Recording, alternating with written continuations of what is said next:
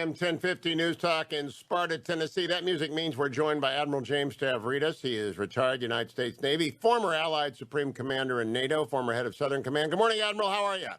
Doing great, Hugh. How's it going? Good, good, good. Now, I think your book, 2034, is going to continue to sell because of a headline which is in front of me from the South China Morning Post. U.S.-China relations, military tensions continue to rise over Taiwan. And then in the Navy Times yesterday, China's Navy has more ships than the U.S. Does it matter? They have announced a ship fleet size of 360 battle force ships compared to our 297. That's why 2034 is going to continue to sell, Admiral. Your reaction to those two headlines?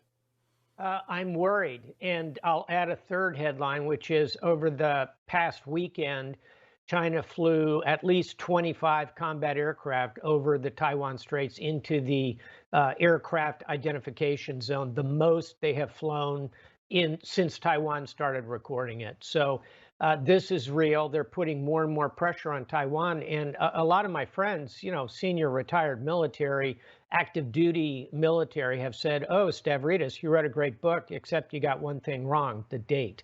It's actually going to be much sooner than that. So, yeah, I'm increasingly worried. There are 80,000 Russian troops on the border of East Ukraine and Crimea, where they occupied under President Obama. I think they sense weakness on the United States side. A call between Xi and Putin saying, organizing dates would not surprise me. What do we do, or what could we do if China attacked Taiwan? There's not much we can do if Russia moves further into Ukraine. There just isn't. There's just not much we can do. What can we do? Can we sink the Chinese fleet? We can go to combat. We can sink many Chinese vessels. In the process of doing that, we'll also lose some of our vessels. This will be a very difficult fight. Think the Falklands, where our surface ships will be flooding in. They'll be subject to long-range air attacks from land aircraft. Yeah, I think it would be a bloody battle. Could we actually stop an invasion? I think we probably could, but it's a very narrow margin, Hugh. And don't take my word for it. The commander of U.S. Indo-Pacific Command, Admiral Phil Davidson, testified on this about 3 weeks ago in an open session. And he said he sees the possibility of a Chinese actual invasion of Taiwan in the next 6 years. So again, it's a real scenario. Our planners in Honolulu, where the headquarters of Indo-Pacific Command is located, grapple with this every day. They look at the real intelligence. And I'll close by saying the U.S. needs to decide and move away from what we currently have, which is called a policy of strategic ambiguity, which means, in a nutshell, we're not going to tell China exactly what we're going to do. I think on this one, it's time to strongly consider telling China an armed invasion of Taiwan is not acceptable to the United States. We will go to combat to stop that. Now, Admiral, there are three big signals that have recently been given. First, Secretary of State Blinken and National Security Advisor Sullivan went to Anchorage and got yelled at and insulted. Then there was a story floated and retracted about our boycotting the Beijing Olympics. And then there was a story floated in the New York Times, had to come out of state, had to be authorized by Secretary Blinken, if I know my New York Times sourcing, suggesting that maybe we have to move away from strategic ambiguity to something, but not doing so.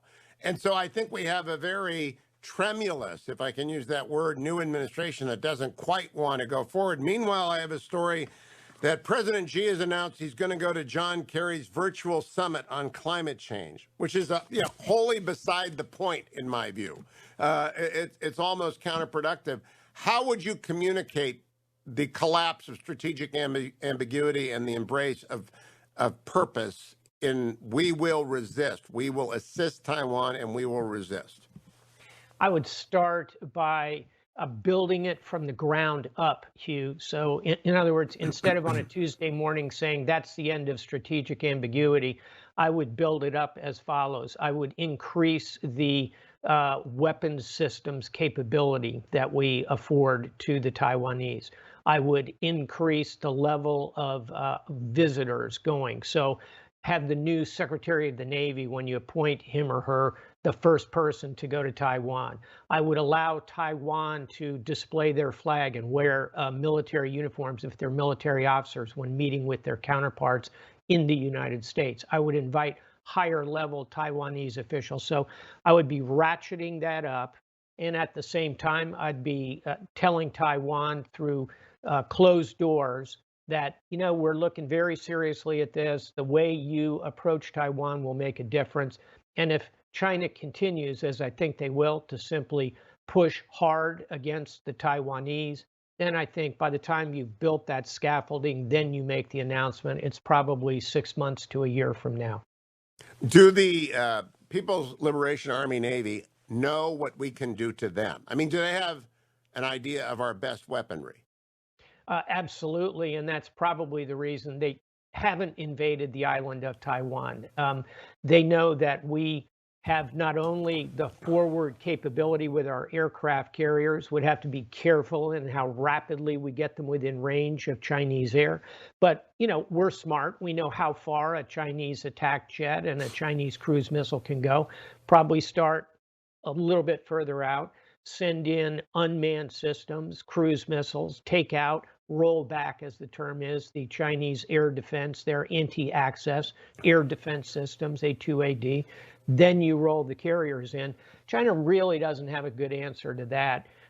What they are doing is two things: cyber, offensive cyber, something we bring out in 2034, and also hypersonic cruise missiles. In other words, it's simply a fancy word for they go 5 or 6, 7 times faster than the current generation. We don't have a good answer for those yet. We're working on both of those sides of the coin as well. That's going to be job one in the Pentagon in terms of weapons procurement. Now, we have two classes of submarines. One is strategic, one is tactical. The tactical we call attack submarines.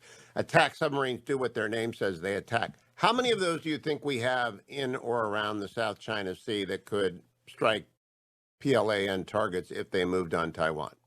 Well, on day one, we probably, I don't want to get into specific numbers if you don't mind, simply because I know exact numbers and I don't want to try and fuzz them up in my head. Let me say this. The advantage of the U.S. Navy is, as the British said, the sea is one, meaning we can flood the zone, no pun intended on the word flood.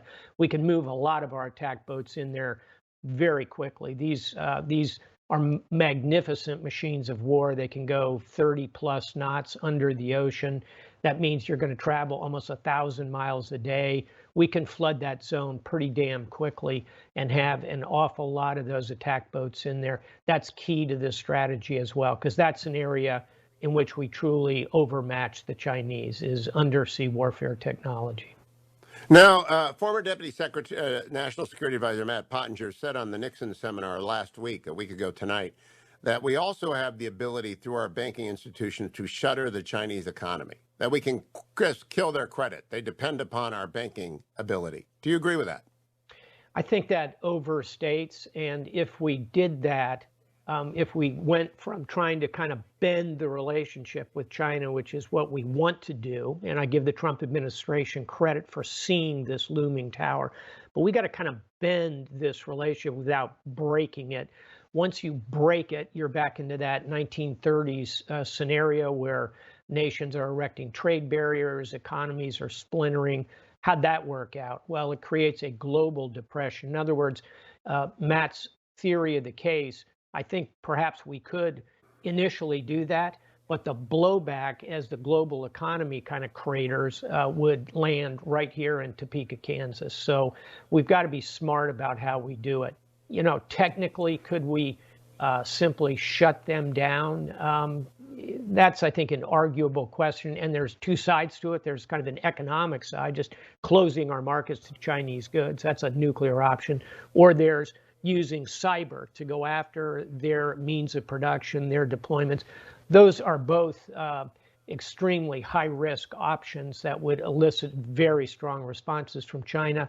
Down that path doth a war lie. I think we ought to be careful before we jump at an option like that. Now, an attack on Taiwan, I have been using the analogy to the reoccupation of the Rhineland in the 30s. What do you think of my analogy? That what ought to have happened after the reoccupation of the Rhineland and didn't led to many other things. And if Taiwan were attacked and we did not respond, I believe the same follows. Do you agree with that analysis? I do. I think it's pretty good, particularly given the cultural aspects of it, the linguistic aspects of it. I think another pretty good analogy to look at is, or another real world situation that follows that analogy is what's happening in Ukraine. And you know, we used to say during communist times, it is no coincidence, comrade, that XXX. Boy, you got to wonder about the way China is moving aggressively on Taiwan at the same time Vladimir Putin's Russia is moving very aggressively on Ukraine, because that would be a very difficult problem set for the global economy, the global world to grapple with. The one good news in this, I suppose, is I don't think China, which is the more cautious of the two actors, I don't think China is prepared to make that jump either in the immediate future because of the Olympics. They really do want to land that. And then strategically, they're not quite ready to go to full combat with the United States. Unfortunately, I think that moment is, as the book says, 2034, about 10 years from now.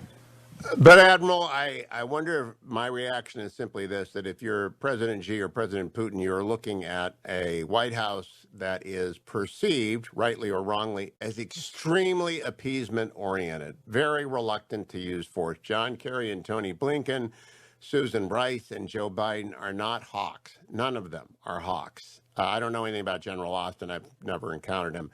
What should they do to stop that? I mean, that's the weakest message possible to be messaging. What the administration should do is three things.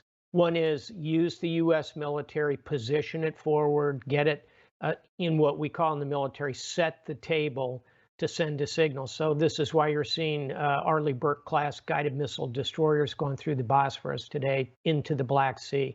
This is why there's an aircraft carrier strike group operating in the South China Sea today. So set the table with the military. Number two, diplomatically send a position of strength. And that is something that has to be done both privately initially, but if you're not getting results, you ratchet that up publicly. And then number three is allies, partners, and friends. Get this out of the channel of U.S. versus China, U.S. versus Russia. Let's get our NATO partners, our Pacific partners together to face these kinds of challenges. I think they're willing to come with us, but I think will be key to getting this thing done, and that means economic sanctions. So there's a military, a diplomatic, and an economic component to standing up to this kind of behavior on the part of China and Russia. We'll continue to talk about this next week. Admiral James Stavridis, thank you. The book is 2034 if you want a preview of what's ahead, and it's not happy. Thank you, Admiral.